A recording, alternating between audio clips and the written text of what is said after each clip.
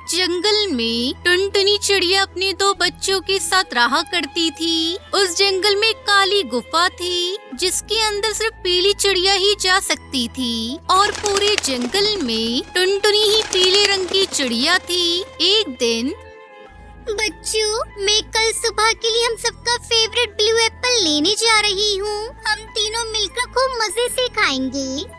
तभी उसकी छोटी बेटी सुनहरी चिड़िया अपनी माँ से कहती है, अरे वाह, ब्लू एप्पल। मम्मी, वो तो सिर्फ काली गुफा के अंदर ही मिलता है ना। आज तो ब्लू एप्पल खाकर मजा ही आ जाएगा।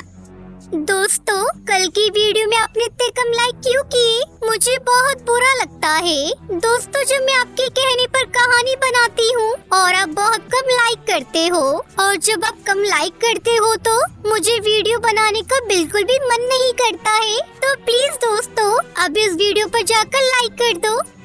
दोनों बच्चे बहुत खुश हो गए। तभी उनके पास कालू कौवा आया। अरे कालू कौवा, तुम यहाँ?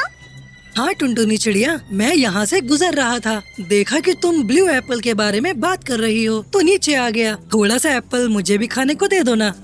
हाँ हाँ, क्यों नहीं, मैं दे दूंगी। तुम बहुत प्यारी हो। वैसे कब जा रही हो काली गुफा? अरे मैं बस निकल ही रही हूँ। एक ब्लू एप्पल वहाँ से लेकर आऊंगी। उसके बाद उसको एक रात के लिए चांद की रोशनी में रखना पड़ेगा। फिर सुबह सूरज निकलने तक वो खाने लायक हो जाएगा। ठीक है, मैं सुबह सुबह खाने के लिए आ जाऊँगा। ऐसा कहकर कालू कौवा वहाँ से चला गया। माँ, आप एक बार में ही एक एप्पल ला सकती हैं। फिर हम उसमें से कालू अंकल को कैसे दे पाएंगे? अरे बेटा, ऐसा नहीं कहते।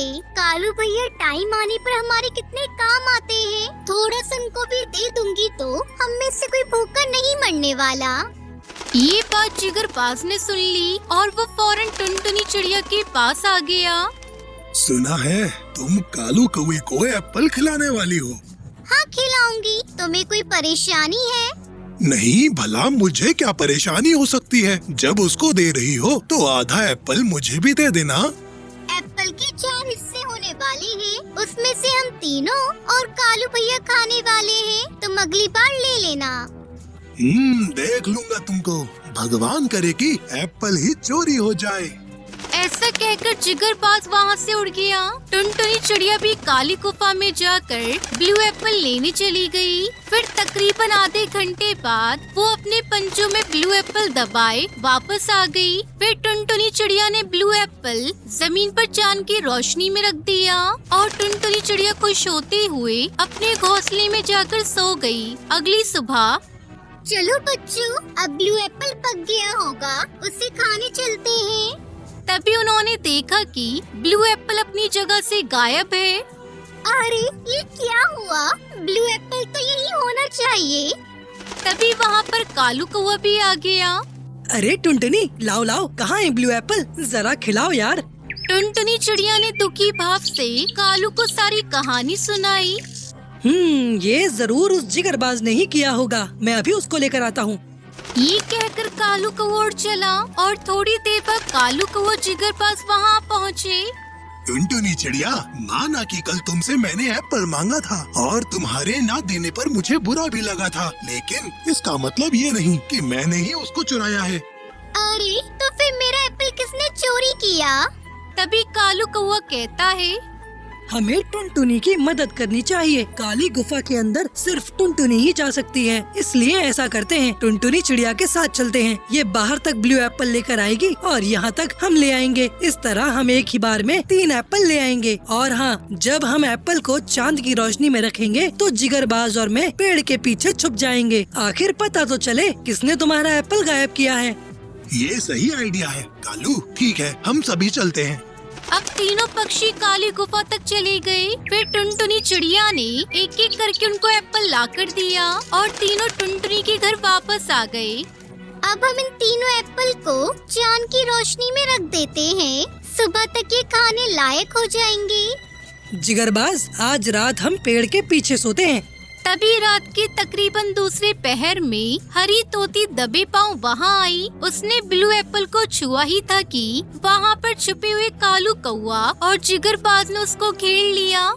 अब तुम्हारा बचना नामुमकिन है। तुम्हारी इतनी हिम्मत कैसे हो गई कि तुम हमारे इलाके में चोरी करोगी? तभी टुनटुनी चिड़िया भी जाग गई और वो हरी तोती से बोली, पहले तुम ये बताओ कि चोरी क्यों कर रही थी? तुम मुझसे मांग भी तो सकती थी ना।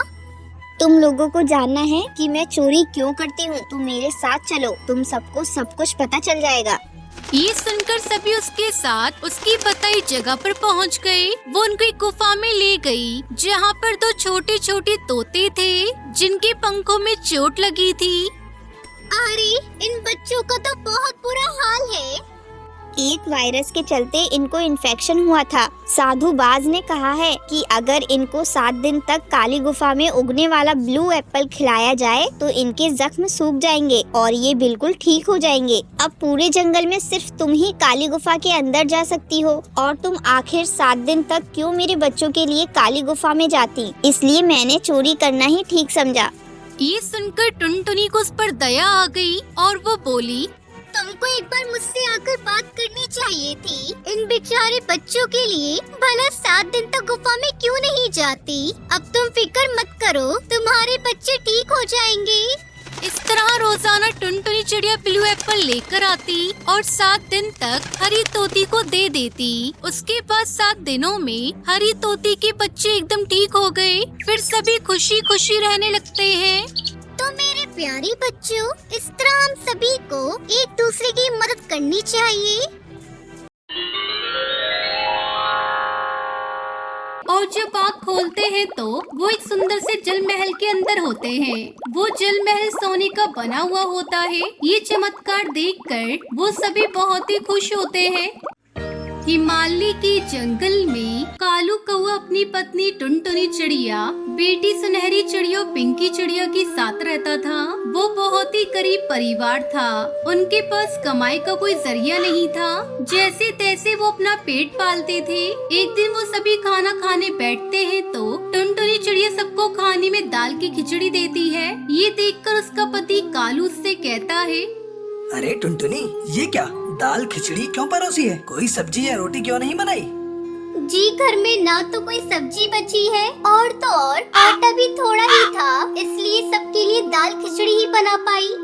तब तक आप लोग हमारे इस वीडियो को लाइक और अगर आपने हमारे चैनल को सब्सक्राइब नहीं किया है तो जल्दी से सब्सक्राइब कर लें और कमेंट सेक्शन में जरूर बताएं कि आपको हमारी ये कहानी कैसी लगी। लेकिन माँ, मुझे तो और खिचड़ी खानी है। मुझे आज बहुत भूख लगी है। ये ले मेरी बच्ची, तुम मेरी खिचड़ी खा ले। ये क्या टुनटुनी, फिर तुम क्या खाओगी? एक काम करो, ये लो, मेरी खिचड़ी में से आधी तुम खा लो। वैसे भी आज मेरा पेट भरा भरा सा लग रहा है। मुझे ज्यादा भूख नहीं है। मैं जानती हूँ जी, आपको धोखा रहकर मेरा पेट भरना चाहते हैं। हाय रे, हमारी ये गरीबी जाने कब दूर होगी। आज बाहर मौसम बहुत खराब है। लगता है तेज बारिश आने वाली है। हर साल हमारा मिट्टी का बना कच्चा घोंसला ढह जाता है। न जाने इस बार क्या होगा। आप चिंता मत करिए, आज ही मैंने घोंसले की छत पर मिट्टी डाल दी है।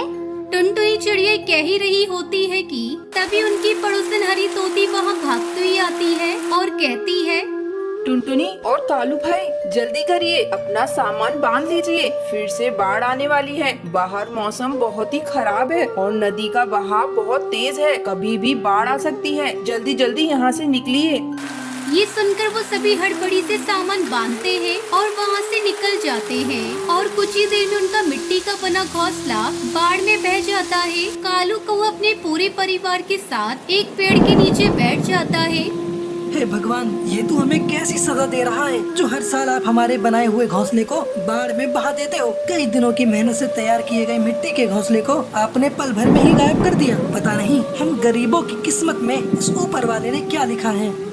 मेरे बच्चों, दुखी मत हो। ऊपर वाले के घर में देर है अंधेर नहीं। तुम सब हौसला रखो। लेकिन माँ, अब हम कहाँ रहेंगे? फिर से हमें नया घोंसला बनाना होगा। टुनटुनी चिड़िया रो रही होती है कि तभी सुनहरी को प्यास लगती है और वो अपनी माँ से कहती है, माँ, मुझे बहुत तेज प्यास लगी है। टुनटुनी चिड़िया नदी से एक पत्ते में पानी भरकर उसे पानी पिलाने लगती है। तभी उसकी आंखों से बहते हुए आंसू नदी में गिर जाते हैं और वहाँ जल परी प्रकट होती है। नन्ही चिड़िया बस कर, अब और मत रो। मेरे कारण बार बार बाढ़ आकर तुम्हारा बनाया हुआ घोंसला तोड़ देती है, इसलिए अब मैं तुम सबको ऐसा वरदान दूंगी कि अब कोई बाढ़ या तूफान तुम लोगों को परेशान नहीं कर पाएगा। मैं तुम लोगों को ऐसी धन दौलत दूंगी कि जिंदगी भर तुम लोगों को किसी चीज की कमी नहीं हो पाएगी। अब से तुम सब इस नदी में बने सुंदर जल महल में ही रहोगे। वहाँ तुम्हें ऐशो आराम की हर जरूरत मिलेगी। तुम सबको जब भी इस नदी के अंदर आना हो तो अपने सिर को इस नदी में डुबा देना। तुम सब उसी पल जल महल के अंदर पहुंच जाओगे। लेकिन हाँ, तुम्हें खाने पीने की वस्तुओं को लेने बाहर आना होगा। ये कहकर लाल परी गायब हो जाती है। लाल परी की जय, लाल परी की जय। लगता है अब हमारी सभी समस्याएं दूर हो जाएंगी। चलो ना माँ, मुझे वो जल महल देखना है। ठीक है चलो। ये कहकर वो सभी एक साथ आंखें बंद करके अपना सिर नदी में डुबाते हैं और जब आँख खोलते हैं तो वो एक सुंदर से जल महल के अंदर होते हैं। वो जल महल सोने का बना हुआ होता है। ये चमत्कार देखकर वो सभी बहुत ही खुश होते हैं। माँ, आप तो बिल्कुल रानी लग रही हो। अरे बेटा, तू भी किसी अमीर चिड़िया से कम नहीं लग रही है, नजर ना लगे। हमारे अलावा यहाँ है ही कौन जो किसी की नजर लगेगी। चलो शुक्र है यहाँ कम से कम वो बबली कबूतरी नहीं है जो सारा दिन अपनी बकबक से मेरे कान खा जाया करती थी। अब तो मैं यहाँ चैन से रहूंगी। पर माँ, यहाँ तो टीवी नहीं है और मेरा डांस देखने का बड़ा मन है। हाय रे, मेरे बच्चे को डांस देखना है। रुक, अभी तेरी माँ तुझे करके दिखाएगी। आज तेरी माँ बहुत खुश है। अरे भाई, तुम सभी का नाच गाना हो गया हो तो अब जरा पूरे महल को देख लें।